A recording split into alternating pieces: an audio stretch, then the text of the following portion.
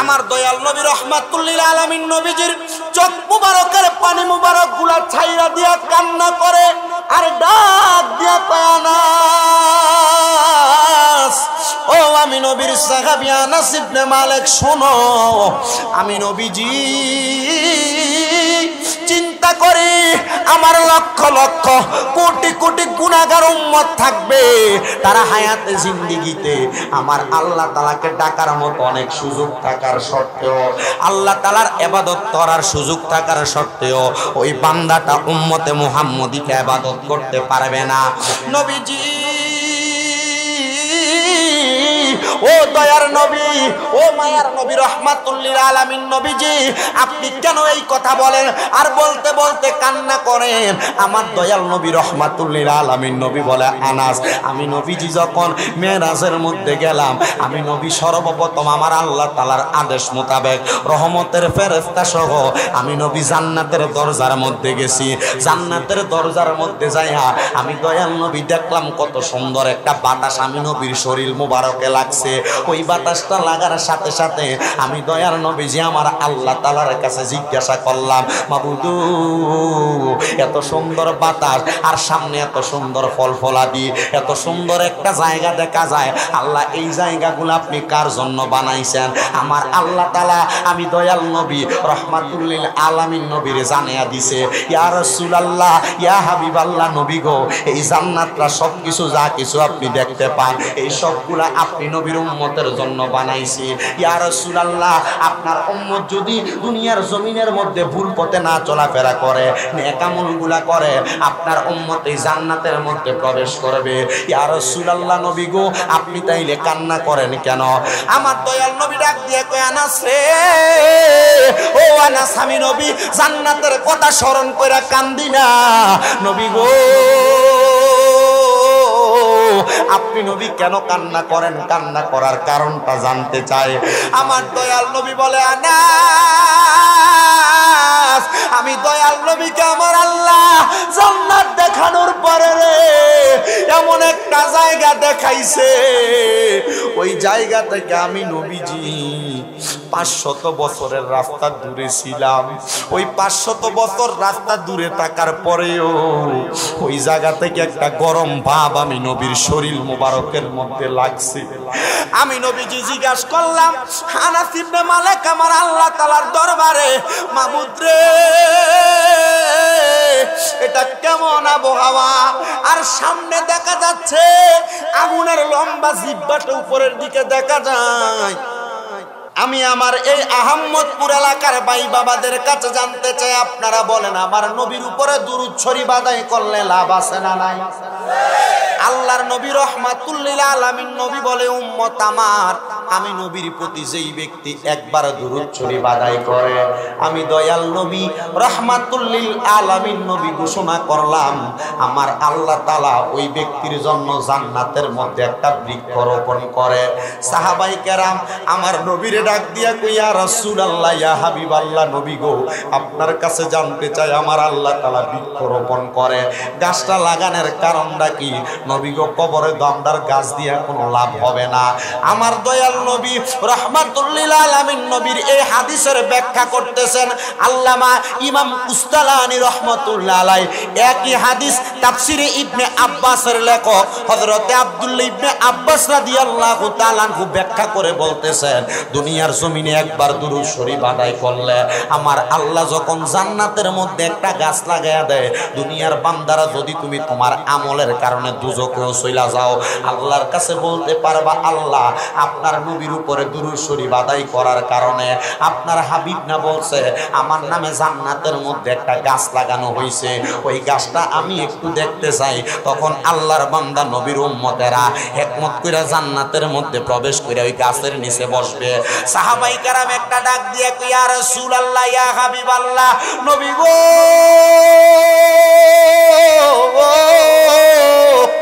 ও দয়ার নবী মায়ার নবীজি, ওই গাছটা যে আমার আল্লাহ লাগাইবো, ওই গাছটার নিচে যখন আমরা যাইয়া বসবো, ওই গাছটার নিচে বসলে কি আমার আল্লাহ জান্নাত থেকে আমরা বাহির কইরা দিব? আমার নবী কই উম্মত না না না, দুরূদ শরীফ পইরা ওই গাছটা যখন তুমি মালিক হইয়া গেলা, আমার আল্লাহ তাআলা ওই বান্দা জান্নাতে ঢোকার সাথে সাথে ওই বান্দার ঠিকানাটা জান্নাতের মধ্যে লিপিবদ্ধ কইরা রাখবো। এবার আপনারা বলেন, আমরা সবাই নবীর প্রেমে পাগল হইয়া দুরূদ শরীফ আদায় করলে আল্লাহ যেহেতু জান্নাতের মধ্যে গাছ লাগাইব, আমরা সবাই ওই জান্নাতের গাছ লাগাইয়া জান্নাতের মালিক হওয়ার দরকার আছে না নাই? তাহলে সবাই জবান কইলা জোরে জোরে দুরূদ শরীফ পড়েন। আল্লাহ আহমদপুরের মানুষ মদিনা যাইতে চাই কি চাই না? কারা কারা মদিনা যাইতে চায় আল্লাহর রাস্তায় দুইটা হাত তুলা দেখান। আল্লাহ যেন জীবনে একবার মদিনা যাওয়ার তৌফিক দান করে, জোরে কোন আমিন। একটা তাকবীর দেন তো, না রে তাকবীর না। যদি বলেন যে আপনারা যাইতে চান তাহলে তাকবীর হইব জোরে, কারণ বাবা এক মাসের থেকে অল্প কয়দিন বেশি হয়েছে আমি মদিনা দেখে আসছি। মদিনার নবী রওজার সামনে দাঁড়িয়ে শুধু দোয়া করছে, আল্লাহ আমারে আপনি তৌফিক দিয়েছেন মদিনায় আসার। আপনার অনেক পাগল, নবীজির অনেক উম্মত মদিনা শরীফে আসার পাগল, কিন্তু আসতে পারে না। আল্লাহ আপনি তাদেরকে এখানে কবুল করেন। আমি মাহফিলে মাহফিলে দোয়া করবো আল্লাহ যেন আপনাদেরকে মদিনায় মরণের আগে একবার হইলেও নেয়, আর যদি না নেয় ঘুমের ঘরে একবার মরণের আগে নবীর দিদার দেয়। চান কারা কারা হাত তুলে দেখান, তৌফিক একটা জোরে তাকবীর।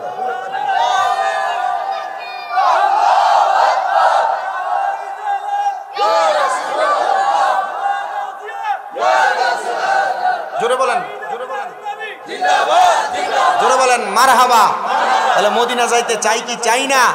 জোরে করেন, দয়াল আল্লাহ দয়া করেন, দয়া জোরে করেন, নসিবি করেন মদিনা। লা ইলাহা ইল্লাল্লাহ, লা ইলাহা লা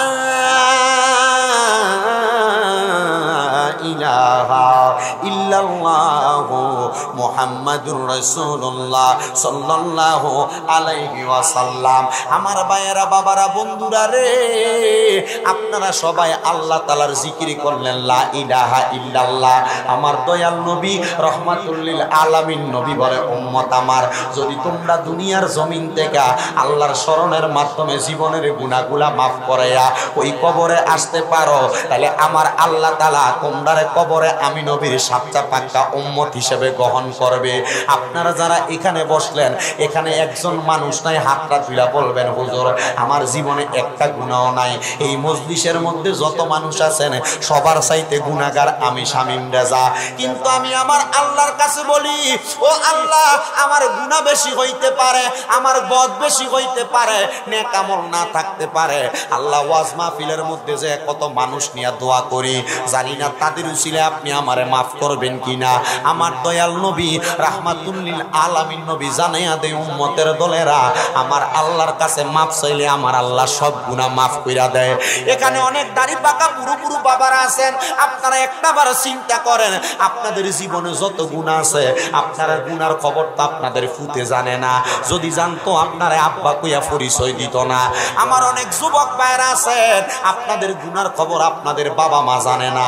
যদি জানতো আপনারা সন্তান কইয়া পরিচয় দিত না। আমার আহমদপুর এলাকার মা বোনেরা গো, ও আমার পর্দার অন্তরালের মা, আপনাদের গুনার খবর যদি আপনাদের সন্তান জানতো, আপনাদেরকে মা বলে পরিচয় দিত না। স্বামী জানলে আপনাদেরকে স্বামী বলে, স্ত্রী বলে পরিচয় দিত না। একটাবার চিন্তা করেন, এই গুনার কারণে আমার আল্লাহ যদি আমরারে ময়দানে মাস হয়ে আটকায়া ফালায়, আমরা আল্লাহর কাছে কোনো জবাব দিতে পারবো না। আপনারা বলেন বাবাজিরা, বন্ধুরা, আমরা জীবনে যত গুনাহ করলাম, এই গুনাহগুলা মাফ করাইয়া আমরা সবাই কবরে যাওয়ার দরকার আছে না নাই? একটু মুহাব্বতের আওয়াজে বলেন না, দরকার আছে না নাই? সাহাবায়ে কেরাম একটা ডাক দিয়া কই, ইয়া রাসূলুল্লাহ, নবী গো,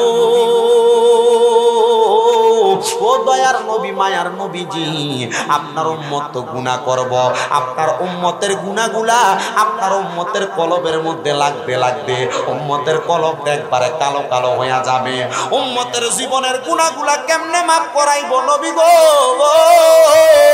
আমার দয়ার নবী বলে, হে উম্মতের দল, শোনো শোনো শোনো, উম্মত জীবনের গুনাহগুলা কেমনে মাফ করাইবা? আমি নবী বললাম, ওয়াসিকালাতিল কুলুবি যিকরিল্লাহ, তোমার কলবে যে গুনার দাগগুলা পইরা যায়, আল্লাহর নামের জিকিরের ধাক্কাটা তোমরা তোমাদের কলবের মধ্যে লাগাও। কারণ কলবের ময়লাগুলা পরিষ্কার করার যন্ত্রটার নাম হইল আমার আল্লাহ তাআলার নামের জিকির। এই জন্য কেউ একটা জবানও বন্ধ রাখবেন না, চক্ষুটা বন্ধ করে দিয়া আমার আল্লাহ তাআলার স্মরণ করাতে, জীবনের গুনাহগুলা মাফ করানোর জন্য মুহাব্বতের সাথে আমার সঙ্গে আল্লাহ তাআলার জিকির করবেন। বাড়ি ঘরে যেই মা বোনেরা আছেন আপনারা অন্তরে অন্তরে স্মরণ করবেন, আর আপনারা যারা আছেন যত জোর দিয়া পারেন মুহাব্বতের সাথে আল্লাহ তাআলার ইসমে জাতের জিকিরে উচ্চ কণ্ঠে জোরে জোরে পড়ি আলহামদুলিল্লাহ। আপনারা কেউ জবানটা বন্ধ রাখবেন না, জবানটা ছেড়ে দিয়ে বলেন আমরা জিকির করলাম কার? ওই আল্লাহর জিকির করলে আল্লাহ গুনাহ মাফ করে, বিশ্বাস আসেনি? আরেকবার ওই আল্লাহর শুকরিয়া আদায় করে কোন আলহামদুলিল্লাহ। আমার এই আহমদপুর তালুকদার বাড়ি প্রাঙ্গণে 10তম ওয়াজ ও দোয়ার মাহফিলে আয়োজিত এই মিলাদুন নবী মাহফিলে এবং হযরতে ওয়াইস করণের স্মরণে এই জান্নাতের বাগানে যারা যারা আসলেন, আমি আপনাদেরকে নিয়ে আল্লাহ তাআলার কালামুল গাক শরীফের সূরা মুলুকের 2 নাম্বার আয়াতটা তেলাওয়াত করছি।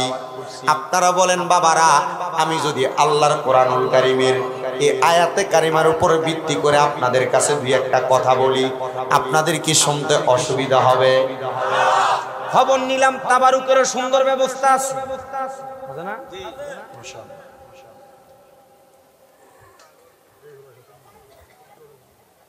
যেহেতু তাবারুকের ব্যবস্থা আছে, ওয়াজ তাবারুকের ওয়াজ হবে না, ওয়াজ হবে হেদায়েতের উদ্দেশ্যে। কানও ঠান্ডা, মনও ঠান্ডা, উপরওয়ালাকে প্রশান্তি, উপরওয়ালার সন্তুষ্টি অর্জনের জন্য। আপনারা বলেন এমন ওয়াজের আমরা দরকার আছে না নাই? আল্লাহ তাআলা কোরআনুল কারীমে বলেন, আল্লাহ তাআলা মানুষের জন্ম এবং মৃত্যু সৃষ্টি করলেন কেন? যেন আমার আল্লাহ তাআলা মানুষের হিসাব গ্রহণ করতে পারেন। জি হ্যাঁ, হিসাব গ্রহণ করতে পারেন। বলে আল্লাহ কেমন হিসাব গ্রহণ করবেন?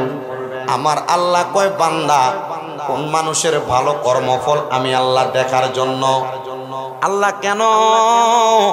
আল্লাহ কয় দুনিয়ার মানুষ তোমরা শুনে নাও, আমি আল্লাহ সম্মানিত, মর্যাদাবান এবং ক্ষমাশীল, এই জন্য আমি আল্লাহ এগুলা সৃষ্টি করলাম।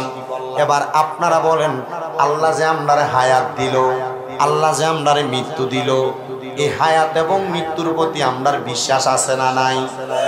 জোরে বলেন আছে না নাই? আমার ভাইয়ারা, বাবারা, বন্ধুরা রে, এই হায়াত এবং মওতের ব্যাপারে নবীজির প্রখ্যাত সাহাবী হযরতে আনাস ইবনে মালিক রাদিয়াল্লাহু তাআলা আনহু আমার নবীজির দরবারে আইসা ডাক দিয়া বলে, ইয়া রাসূলুল্লাহ, ইয়া হাবিবাল্লাহ, নবী গো, ও দয়ার নবী, মায়ার নবী, রাহমাতুল লিল আলামিন নবীজি, আপনি বলেন না আমার আল্লাহ তাআলা যে মানুষকে হায়াত দিল, এই হায়াতটার মাধ্যমে দুনিয়ার মানুষগুলা কি করবে, লাভটা কি হবে? আমার দয়াল নবী রাহমাতুল লিল আলামিন নবীজির চোখ মুবারকের পানি মুবারক গুলা ছাইরা দিয়া কান্না করে আর ডাক দিয়া কয়, আনাস, ও আমি নবীর সাহাবী আনাস ইবনে মালিক, শোনো, আমি নবীজি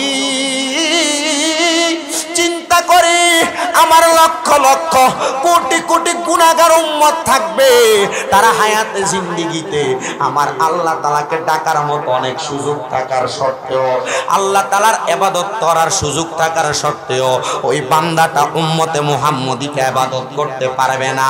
নবীজি ও দয়ার নবী, ও মায়ার নবী, রহমাতুল লিল আলামিন নবীজি, আপনি কেন এই কথা বলেন আর বলতে বলতে কান্না করেন? আমার দয়াল নবী রহমাতুল লিল আলামিন নবী বলে, আনাস, আমি নবীজি যখন মেরাজের মধ্যে গেলাম, আমি নবী সর্বপ্রথম আমার আল্লাহ তাআলার আদেশ মোতাবেক রহমতের ফেরেশতা সহ আমি নবী জান্নাতের দরজার মধ্যে গেছি। জান্নাতের দরজার মধ্যে যাইয়া আমি দয়াল নবী দেখলাম কত সুন্দর একটা বাতাস আমি নবীর শরীর মোবারকে লাগছে। ওই বাতাসটা লাগার সাথে সাথে আমি দয়াল নবীজি আমার আল্লাহ তাআলার কাছে জিজ্ঞাসা করলাম, মাবুদু, এত সুন্দর বাতাস আর সামনে এত সুন্দর ফলফলাদি, এত সুন্দর একটা জায়গা দেখা যায়, আল্লাহ এই জায়গাগুলো আপনি কার জন্য বানাইছেন? আমার আল্লাহ তাআলা আমি দয়াল নবী রহমাতুল লিল আলামিন নবীরে জানিয়ে দিছে, ইয়া রাসূলুল্লাহ, ইয়া হাবিবাল্লাহ নবী গো, এই জান্নাতটা সবকিছু যা কিছু আপনি দেখতে পান এই সবগুলা আপনি নবীর উম্মতের জন্য বানাইছি। ইয়া রাসূলুল্লাহ, আপনার উম্মত যদি দুনিয়ার জমিনের মধ্যে ভুল পথে না চলাফেরা করে, নেক আমলগুলা করে, আপনার উম্মত এই জান্নাতের মধ্যে প্রবেশ করবে। ইয়া রাসূলুল্লাহ নবী গো, আপনি তাইলে কান্না করেন কেন? আমার দয়াল নবী ডাক দিয়ে কয়, আনাস রে, ও আনাস, আমি নবী জান্নাতের কথা স্মরণ কইরা কান্দি না নবী গো। আপনি নবী কেন কান্না করেন? কান্না করার কারণটা জানতে চায়। আমার দয়াল নবী বলে, আনাস, আমি দয়াল নবীকে আমার আল্লাহ জান্নাত দেখানোর পরে রে এমন একটা জায়গা দেখাইছে, ওই জায়গা থেকে আমি নবীজি 500 বছরের রাস্তা দূরে ছিলাম। ওই 500 বছর রাস্তা দূরে থাকার পরেও ওই জায়গা থেকে একটা গরম ভাব আমি নবীর শরীর মোবারকের মধ্যে লাগছে। আমি নবীজি জিজ্ঞাসা করলাম, আনাস ইবনে মালিক আমার আল্লাহ তাআলার দরবারে, মাবুদ রে, এটা কেমন আবহাওয়া? আর সামনে দেখা যাচ্ছে আগুনের লম্বা জিহ্বাটা উপরের দিকে দেখা যায়। আনাস, আমি নবী তো রহমাতুল লিল আলামিন নবীজি, আমি নবীর চোখ মুবারক দিয়া এই 500 বছর রাস্তা দূরের পথ আমি নবী আমার চোখ মুবারক দিয়া দেখছি। আনাস রে, আমি নবী এটা দেখার পরে আমার আল্লাহ তাআলার কাছে যখন জিজ্ঞাসা করলাম, আল্লাহ এটা কি দেখা যায়? আমার আল্লাহ তাআলা আমি নবীরে বলি, ইয়া রাসূলুল্লাহ, এটার নাম হলো জাহান্নাম, এটার নাম নার, এটার নাম আগুন। ও আল্লাহ, এটার মধ্যে কে থাকবে? আমার আল্লাহ ঘোষণা দিছে, নবীজি আপনার অনেক উম্মত থাকবে। আমি দয়াল নবী কান্না করি রে, আনাস, আমার কোন উম্মত নিয়ে ওই জাহান্নামের মধ্যে পড়া যায়। নবীজি ওই জাহান্নামে যদি আপনার উম্মত পড়ে গো, নবীজি কত কষ্ট পাবে। হাদিস শরীফের বিশারদগণ নিজেই নিজে বলতেছেন, জাহান্নামের বর্ণনা দিতে গিয়ে আমার নবী একটা পাথরের মিডিয়াম সাইজের টুকরা হাত মোবারকের মধ্যে নিয়ে নবী আমার বলেছেন, এই পাথরটা এই জাহান্নামের নিচে পর্যন্ত পৌঁছাইতে 500 বছর লাগবে। নবীজি, আপনার উম্মত মাত্র জাহান্নামের উপরে থাকলেই তো আগুনের মধ্যে পুরা ছাইখাই হয়ে যাবে। আমার নবী কই, উম্মত ওই জাহান্নাম থেকে যদি বাঁচতে চাও, আমি নবীর দেখানো পথ মতে চলাফেরা করো। ইয়া রাসূলুল্লাহ, জাহান্নামীদের অবস্থা কেমন হবে আপনি দয়াল নবীর কাছে জানতে চাই। হে আমার আহমদপুরের যুবকের দল, আহমদপুরের মুরব্বী বাবাজিরা, পর্দার অন্তরালের মা বোনেরা, মনোযোগ দিয়ে শুনবা। নবী আমার জাহান্নামের বর্ণনা দেই। হযরত জুনদুব ইবনে আব্দুল্লাহ রাদিয়াল্লাহু তাআলা হাদিস বর্ণনা করেন।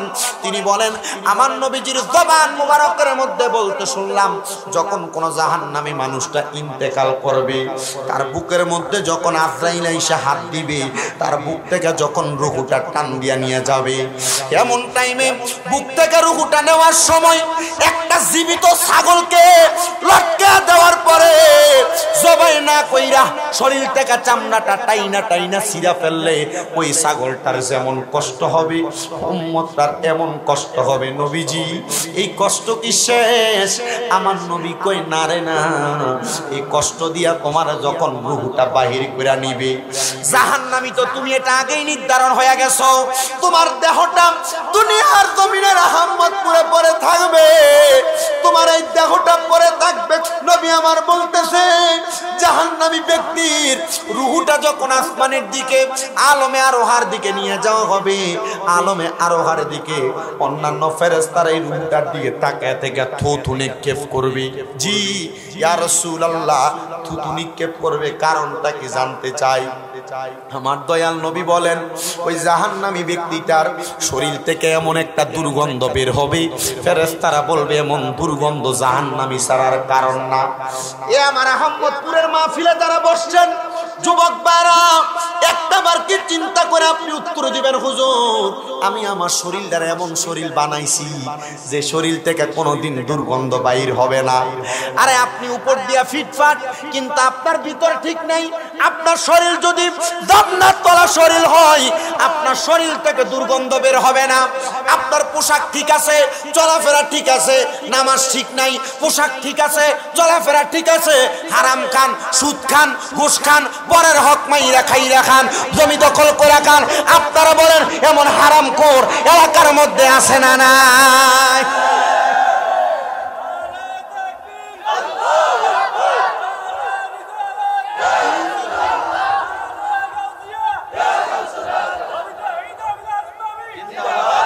সুদও খায়, সমাজের ভিতরে নেতাগিরিও করে, এমন সুদখোর এলাকায় আছে না নাই? পরের হক মাইরা মাইরা খায়, সমাজে বড় বড় কথা কয় এমন বেড়া আছে না নাই? মানুষের টাকা পয়সা মাইরা খায়, আবার সমাজের ভিতরে সর্দারি করতে আসে এমন বেড়া আছে না নাই? আমি জানতে চাই বাবারা, এই সুদখোর ঘুষখোর যারা সমাজে নেতাগিরি দেখায় আপনারা বলেন এদের শরীর থেকে কি সুগন্ধ আইব না দুর্গন্ধ? আল্লাহ কয় আযাবুন শাদীদ।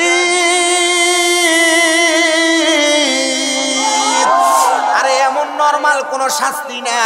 হুজুররা আছে জিজ্ঞাসা করেন এদের শাস্তিটা হবো যন্ত্রণাদায়ক শাস্তি। আমি জানতে চাই বাবারা, এমন যন্ত্রণাদায়ক শাস্তি যে সুদখোররা কবরে গেলে পাইবো, হারামখোররা কবরে গেলে পাইবো। এদের সমাজের ভিতরে নেতাগিরি চলে নাকি? গায়ের জোরে বাহাদুরি দেখা করতে পারে কিন্তু এদের নেতাগিরি চলে না। মানুষ উপর দিয়া সম্মান করলো, সামনে দিয়া সালাম দিলেও ফারিয়া যাওয়ার পরে মনে মনে দিকে গাইলায় বদদুয়া দেয়, কয় দেখছস নি এটা আমার সালাম লয় আসেনি আব্বা। আসতে কইছে বলেন আছে না নাই? এই জন্য আপনাদের সবার কাছে আমি একটা আবদার করব, আল্লাহর কাছে দোয়া করেন। দেশ তো এখন ইন্টারনি সরকারের আন্ডারে চলতেছে, দেশ তো এখন তত্ত্বাবধায়ক সরকারের আন্ডারে চলতেছে। শুধু এইটাই চিন্তা করেন আর নামাজ পড়ে আল্লাহর কাছে দোয়া করেন, আল্লাহ নি বাংলাদেশের সংসদরারে কোরআনের আইন দিয়া চালায়। কোরআনের আইন দিয়া সংসদ চললে দুর্নীতি চলবে না, হারামখোর থাকবে না। কোরআনের আইন দিয়া দেশ চললে সমাজের মধ্যে মারামারি রাহাজানি থাকবে না। এবার বলেন আমরা সবাই কোরআনের আইন বাস্তবায়ন হক চাই কি চাই না? আস্তে কইছেন জোরে কোন আমরা চাই কি চাই না? কোরআনের আইন বাস্তবায়ন হলে সুদ থাকবো নি, কোরআনের আইন বাস্তবায়ন হইলে ঘুষ থাকবো নি, কোরআনের আইন বাস্তবায়ন হইলে মারামারি রাহাজানি সন্ত্রাস থাকবো নি। এই জন্য বাবাজিরা বন্ধুরা আমরা সবাই এমন আইন বাস্তবায়ন করাইতে চাই। তো যেই কথাটার মধ্যে ছিলাম, আল্লাহর নবী কয় হারামখোর কি খোর আসেনি? হ্যাঁ, বর্তমান সমাজে সুদখোররে ধরে নিয়ে মসজিদের সভাপতি বানায়, সুদখোররে ধরে নিয়ে মসজিদের সেক্রেটারি বানায়, সুদখোররে ধরে নিয়ে এলাকার সর্দার কমিটির সভাপতি বানায়। আল্লাহর কসম যদি আপনারা চাই না শুই না এমন সুদখোর হারামখোর ঘুষখোর গুলারে এলাকা পরিচালনার দায়িত্ব দেন, এগুলার জবাব আপনারও দিতে হবে। এবার বলেন সুদখোরের কোন সমাজে নেতাগিরি চলবে? ঘুষখোরের সমাজে কোন সর্দারি চলবে? আর যদি সর্দারি আর নেতাগিরি করতে যায় এদেরকে বয়কট করবেন, এদেরকে বয়কট করবেন। কারাই এরাই হচ্ছে এলাকার ময়লার আবর্জনা, বাথরুমের ডাস্টবিনের ময়লার চাইতে নিকৃষ্ট সুদখোর আর ঘুষখোরগুলা। আসেনি এলাকায় সুদখোর? সাদা পাঞ্জাবি লাগায়, সাদা ফাতলা, ইমাম সাহেবের পিছন দিয়ে জুমার দিন দিয়ে দাঁড়ায়, 5 ওয়াক্ত নামাজের খবর নাই, নিয়মিত মুসল্লি ইমামের পিছনে যায়, গই পায় না। অনেকে চিন্তা করতেছে কথাটা কেমনে আমরা এলাকার লোকে মিলে গেল না। এখন আবার ডিজিটাল সুদ শুরু হয়েছে, বেড়া সুদ খায় না বেড়িয়ে ট্রেডিয়া চালায়, আসেনি এলাকায় ডেঞ্জারের সুদ। হুজুর আসেনি এগুলা ডেঞ্জারের সুদ। চাচার কাছে যদি কয় চাচা 10,000 টাকা যদি দিতেন একটা মাস লেগে বেতন ফেলে দিয়ে দিমু, চাচা কয় আমার কাছে নাই দর, ও তো চাচির কাছে যায় জিগা, তার বইনে বলে কটা টাকা দিছে, টিয়াডি একটু সাইলা দাও না, আছে না? ইমাম সাহেব জোরে কয়, তার মানে আপনার কাছে দিয়ে একটা বিচারা আছে, আসেনি এমন তো চাচির কাছে যায় কস না, তার বইনে কটা টিয়া দিছে সাইলা দাওনের লাগিয়া। ডিজিটাল সুদ, এটা সুদ না, এটা হারামখোর, এটা বেঈমান, এটা বেঈমান, এটা সমাজের ময়লা, নিকৃষ্ট, আবর্জনার চাইতে নিকৃষ্ট। কথা বলেন ঠিক কি না? তো এক বেড়া মনে মনে এরাদা করছে, আল্লাহ তুমি আমার একটা ছেলে সন্তান দিও, একটা ছেলে সন্তান দিলে আমি তোমার রাস্তায় একটা গরু কোরবানি করে দিব। নিয়তটা ভালো না খারাপ? প্যান্ডেলের পিছনের থেকে আমার মায়ের আওয়াজ দিয়ে না, দৌড় দিয়ে না, বেরিয়ে ছোট হয়ে দেবো না, না তারা ফর্দার ভিতরে আছে, থাক আম্মা আওয়াজ দিয়ে না। বেড়া নিয়ত করছে আল্লাহর কাছে কি, আল্লাহ আমার যদি একটা ছেলে সন্তান হয় কি কইরাম, আল্লাহ আপনার ওয়াস্তে একটা কি কোরবান দিব। মারহাবা কইলেন না? আল্লাহর ছেলে সন্তান দিছে, আল্লাহ বেটার স্ত্রীর গর্ভে একটা মেয়ে সন্তান দিছে। বেটা চিন্তা করলো আমার নিয়তটার ভিতরে মনে হয় কোনো ভেজাল ছিল না, একটা বালা নিয়ত করি, আল্লাহ আমার যত সম্পদ আছে যদি আপনি আমার পরবর্তীতে আরেকটা ছেলে সন্তান দেন, আল্লাহ আমি এই আমার অর্ধেক সম্পদ আপনার রাস্তায় দান করে। বেটা কি করছে, অর্ধেক সম্পদ আল্লাহর রাস্তায় দান করে দিছে, কিন্তু সন্তান হইছে মাইয়া। সন্তান হইছে কি বেটা কি রে, আল্লাহর রাস্তায় এত ভালো ভালো নিয়ত করলাম, দুইবার দুবার আমার মেয়ে হইল না, দুইবার যেহেতু ভালো নিয়তি করছি, এবার আমি একটা খারাপ নিয়ত করি। কি নিয়ত? নিয়ত করছে আল্লাহ এবার যদি আমার মাইয়া সন্তান হয় তাহলে আমি কোনো কিছু দিতাম না, তবে যদি ছেলে সন্তান হয় আল্লাহ আমি একটা কুত্তারে ভাত খাবো। কার ভাত খাওয়াইবো? আল্লাহর কি রহমত, তৃতীয়বার ফোলাড়াই লেগে গেছে। কি লাগছে?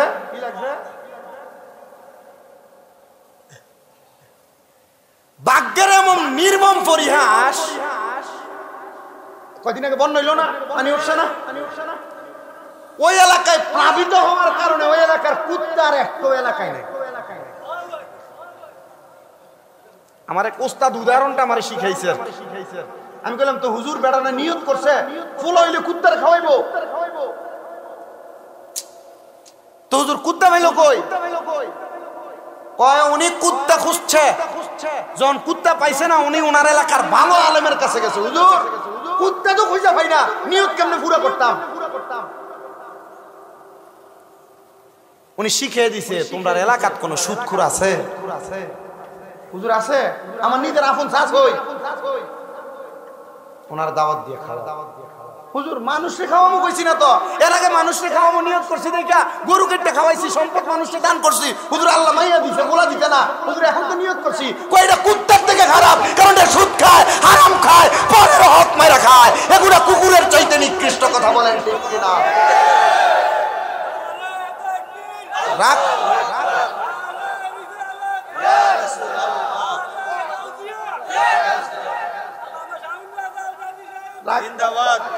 তুমি আর থাকবি দিও না, কথা দিয়ে লাইছ ইনশাআল্লাহ। থাক বুঝা যা, ঠিক আছে।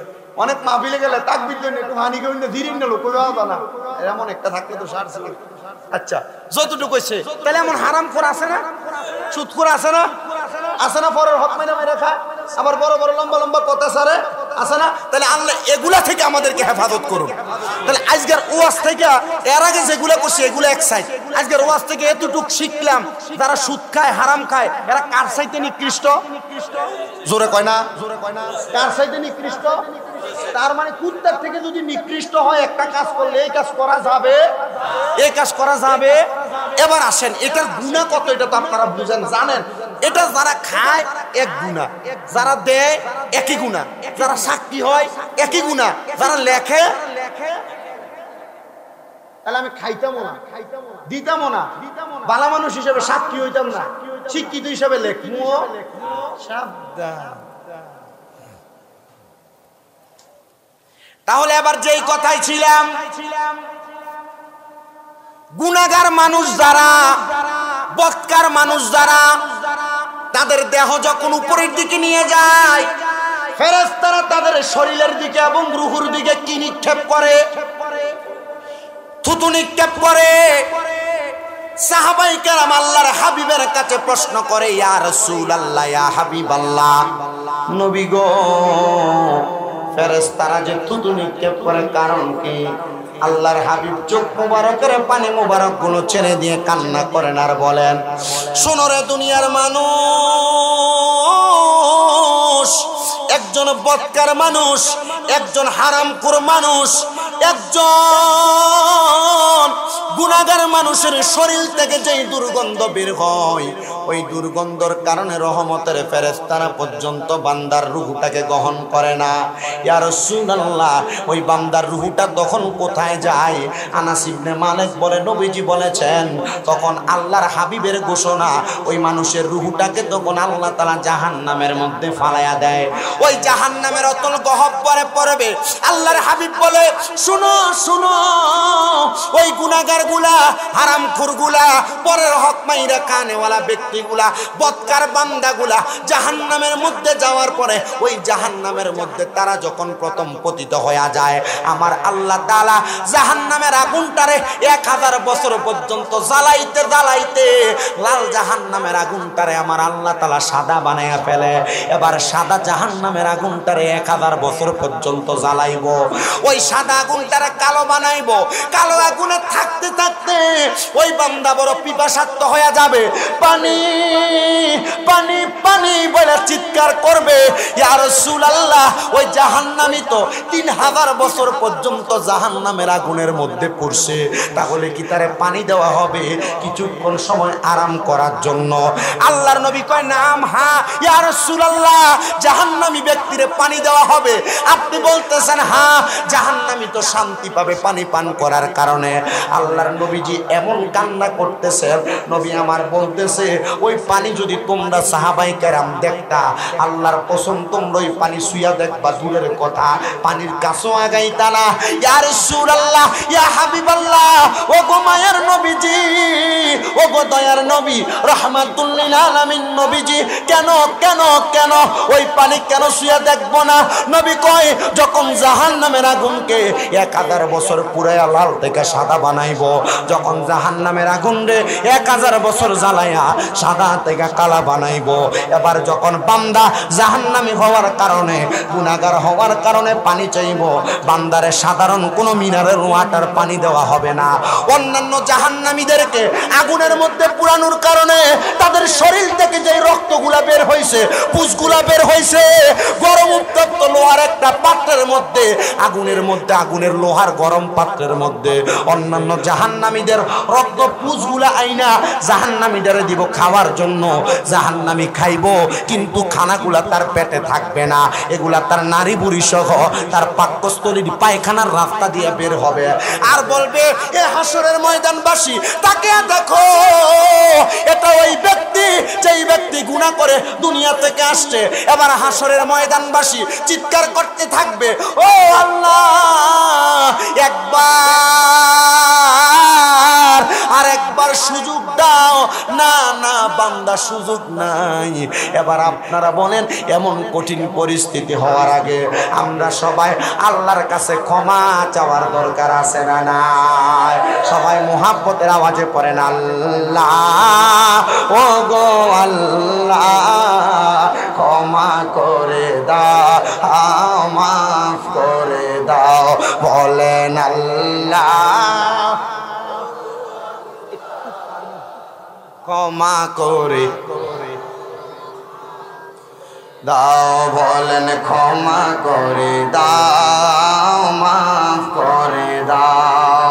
যত দিনে জীবন বিনা বাঁচিবে সুপথে চালাও, মাফ করে দাও। বলেন যত দিনে জীবন বিনা বাঁচিবে সুপথে চালাও, মাফ করে দাও। আল্লাহ বলেন বলেন জোরে, আল্লাহ ও গো ক্ষমা করে মাফ করে দাও। বলেন ক্ষমা করে দাও। তোমাকে না চিনিয়া, তোমাকে না দেখিয়া ঈমান এনেছি তবুও। আল্লাহকে দেখছেন আপনারা? আল্লাহকে চিনছেন আপনারা? এই অদৃশ্যের প্রতি বিশ্বাসের নাম হলো ঈমান। সুবহানাল্লাহ পড়েন, বলেন তোমাকে না দেখিয়া, তোমাকে না চিনিয়া ঈমান এনেছি তবুও। সেই ওসিলাই রহমত দয়া বিলা। বলেন সেই ওসিলাই রহমত দয়া বিলা। ক্ষমা করে দাও, মাফ করে দাও। বলেন আল্লাহ ও গো, আসতে হয়ে যায় আরো জোরে, আল্লাহ ও গো ক্ষমা করে দাও রে দাও। বলেন ক্ষমা করে দাও। এবার বলেন ওই জাহান্নামের কঠিন আযাব থেকে বাঁচার জন্য দুর্নীতি ছাড়ার দরকার আছে না নাই? সন্ত্রাস ছাড়ার দরকার আছে না নাই? রাহাজানি ছাড়ার দরকার আছে না নাই? পূর্বে বাংলাদেশে যারা সন্ত্রাস করেছে, রাহাজানি করেছে, দুর্নীতি করেছে, মারামারি করেছে, তাদেরকে আজকে এই আহমদপুরের মাহফিল থেকে জানিয়ে দিতে চায়, দুর্নীতি ছেড়ে দেন, রাহাজানি ছেড়ে দেন, মারামারি ছেড়ে দেন, কাটাকাটি ছেড়ে দেন, কোরআনের পথে আসেন, ইসলামের পথে আসেন। দেখবেন কোরআনের পথে চললে দুর্নীতি করতে মন চাইবে না, জাহান্নামের কথা শুনলে মারামারি করতে চায় মন চাইবে না, রাহাজানি করতে মন চাইবে না। এবার আপনারা বলেন, আমরা সবাই কোরআন সুন্নাহ মোতাবেক চলতে চাই কারা কারা? হাত তুলে দেখা দে। আল্লাহ যেন কবুল করে, জোরে বলেন আমিন। আর মুহাব্বতের আওয়াজে বলেন না আমিন। সবাই মুহাব্বতের আওয়াজে একটাবার বলেন আমিন। আমার বাবাজিরা রে, এবার জানলাম জাহান্নামীদের কথা। সাহাবায়ে কেরাম কান্দে আর ডাক দিয়া কই, ইয়া রাসূলুল্লাহ, ইয়া হাবিবাল্লাহ, নবী গো জাহান্নামীরা তো কষ্ট পাবে। নবীজি জান্নাতীরা কেমন মজা পাবে? আমার নবীজি মুস্কি মুস্কি হাসে, চোখের পানি পড়ে। নবীজি বুঝতে পারলাম না, কান্না করেন, মুস্কিও হাসেন। নবীজি কারণটা কি বলবেন নাকি? আমার নবী ডাক দিয়া কয়, জান্নাতীদের মজা এত। হে আমার এই আহমদপুর এলাকার পর্দার অন্তরালের মা বোনেরা, একটু মনোযোগ দিয়া শুনো গো মা। জান্নাতে যে যাইবা, জান্নাতে যে মজা পাইবা, ওই মজাটা কি হবে একটু মনোযোগ দিয়া শোনো। দেখবা আমার আল্লাহ তাআলা কি নিয়ামত রাখছে। এবার বলেন জান্নাতের মজার কথা শুনতে চাই কিনা? তোর আগে কথাটা কইয়া লয়, এরপরে ওয়াজ করি, অসুবিধা কি?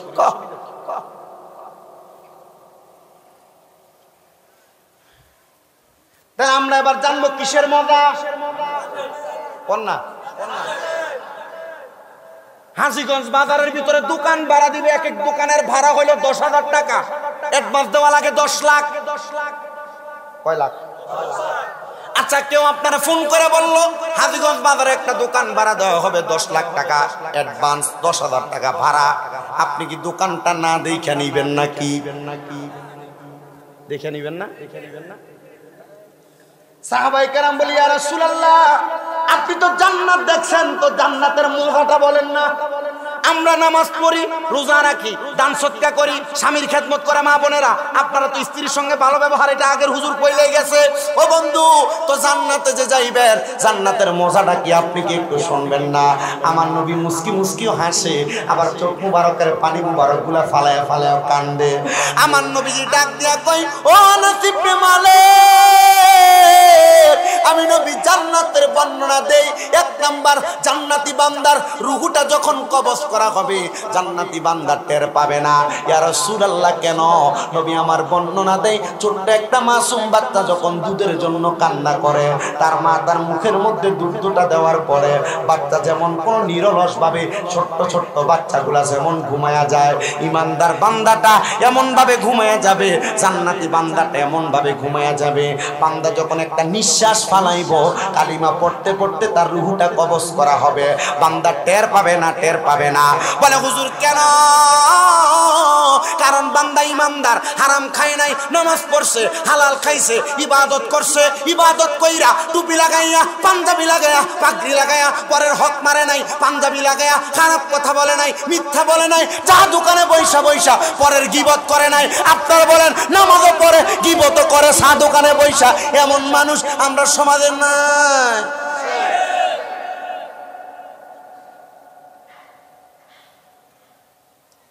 জান্নাতীদের বর্ণনা দেওয়ার আগে আগে একটু গীবতকারীর কথা বইয়া নেই। আল্লাহর নবী এক নাম্বার বলে, আল গীবাতু আশাদ্দু মিনাজ জিনা। জিনা করলে যেই গুনাহ হয়, গীবত করলে তার চাইতে মারাত্মক গুনাহগুলো হয়।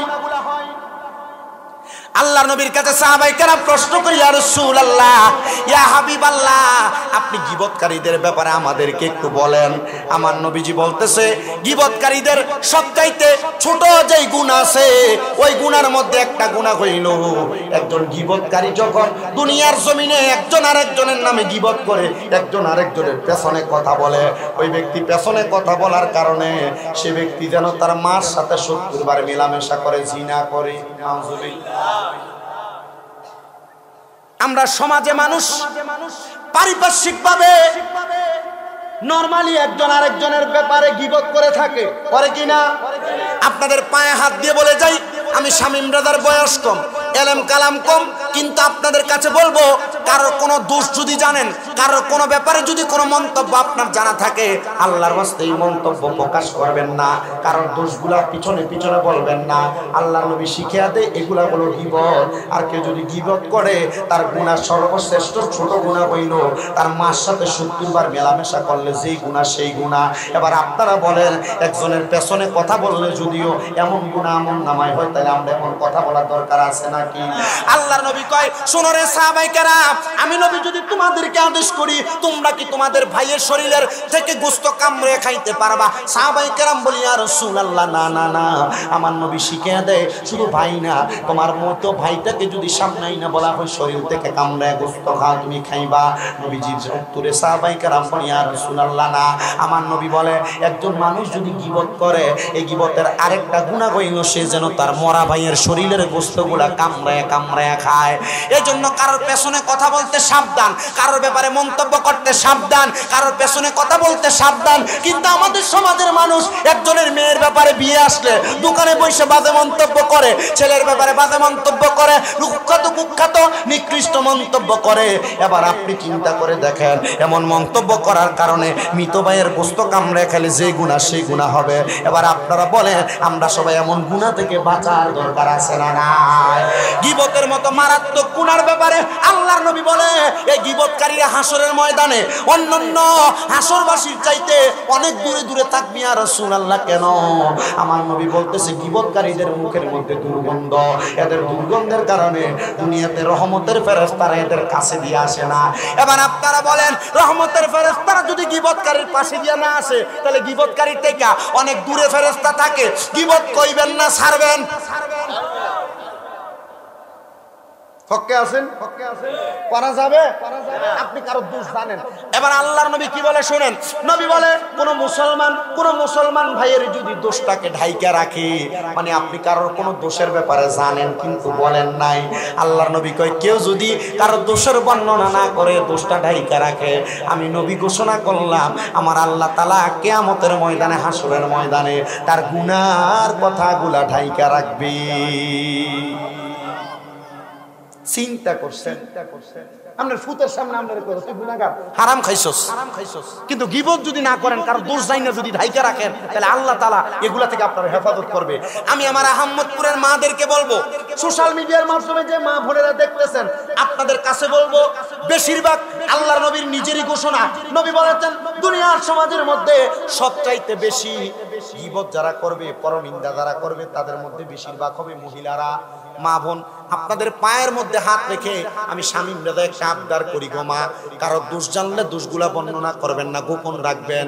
কারোর ব্যাপারে কোনো মন্তব্য করবেন না, গোপন রাখবেন। দেখবেন আমার আল্লাহ তাআলা আপনার সম্মান, আপনার মর্যাদা, আপনার মর্তবা বাড়াইয়া দিবে। এবার বলেন এই গীবত ছাইরা দিয়া আমরা সবার দোষগুলা গোপন রাইখা আমরা সহজ সরল ভাবে ইহদিনাস সিরাতাল মুস্তাকিম অনুযায়ী চলতে চাই কি চাই না? সাহাবায়ে কেরাম বলি ইয়া রাসূলুল্লাহ, এবার জান্নাতের বর্ণনা, ঠিক আছে না? কিসের বর্ণনা? জান্নাতের বর্ণনা।